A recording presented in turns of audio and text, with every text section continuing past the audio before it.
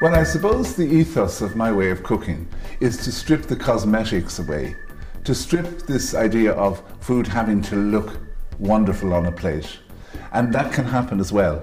But the most important thing is that it's doing something wonderful inside of you, that it's giving you a life force, that it's giving you a lust for life, it's increasing your libido, and when I say libido, I don't mean it in a sexual sense, I mean it in a life force sense, that you create a situation where your organs feel replenished and fed when you've eaten food that's prepared in certain ways.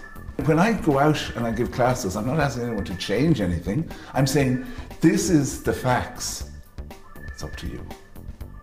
So I better get cooking. You look hungry. Yes. And well, I'm going to tease you because I'm going to be talking about it, and I'm still not going to be eating for another half hour or hour. So let's get cooking. Yes. Yum yum.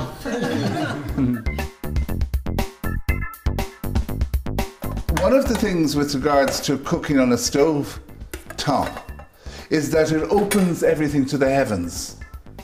It's a blend, it's getting all of the flavours together to make this cocktail of vegetables or curry or whatever, but you're blending things together, and you're blending things together and you're opening them to the heavens, and you've got all these flavours marrying together.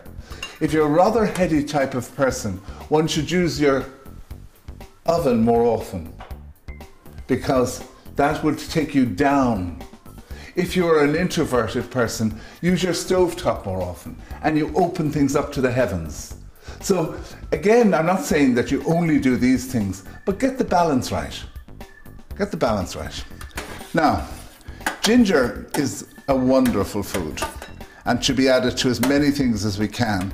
It invigorates the blood, it creates greater circulation, and hence it's very good for the libido. And libido in many senses. Libido for in a sexual nature, but libido in a life force. Because when we talk about libido, it's got to do with a total life force. So what I'm going to do is I'm just going to put the ginger in, some honey, and I'm going to pop it back into the oven and give it a final roast for about 10 or 15 minutes.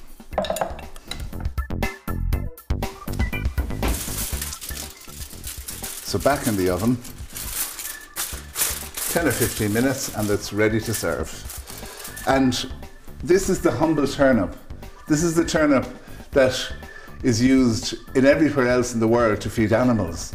I know we had a French visitor who couldn't believe that we ate turnip. Turnip is a wonderful food, and it can be used. This will create a situation, and I've had situations where I've served it to people and they've said, I love the mango. I said, that wasn't mango, and these are Irish people. That was turnip. And they go, wow, what a flavour, what a difference.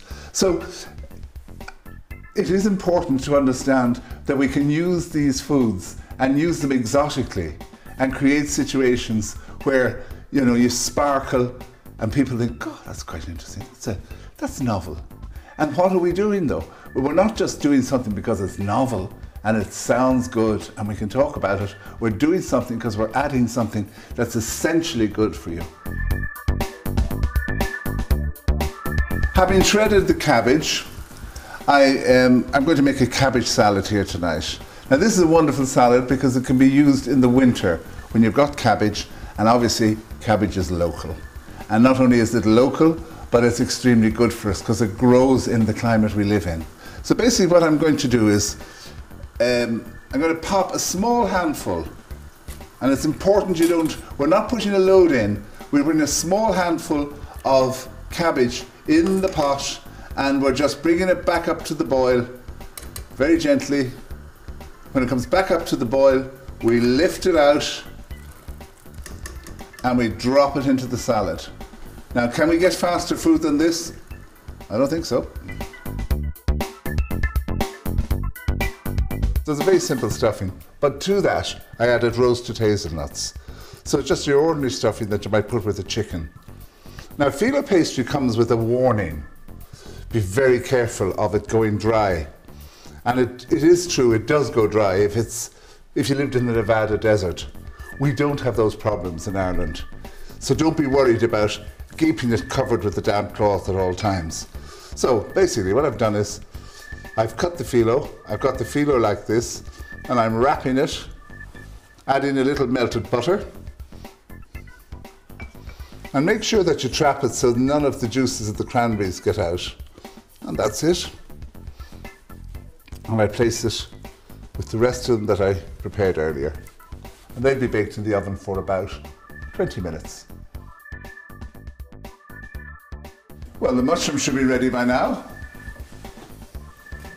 Oh, they look delicious. Let's eat. I thought we might just say a little grace before we start the food. We thank the earth, the moon, the air, and all the healing powers they bear. And last of all, we thank the sun, the light and love of everyone. May this meal be blessed.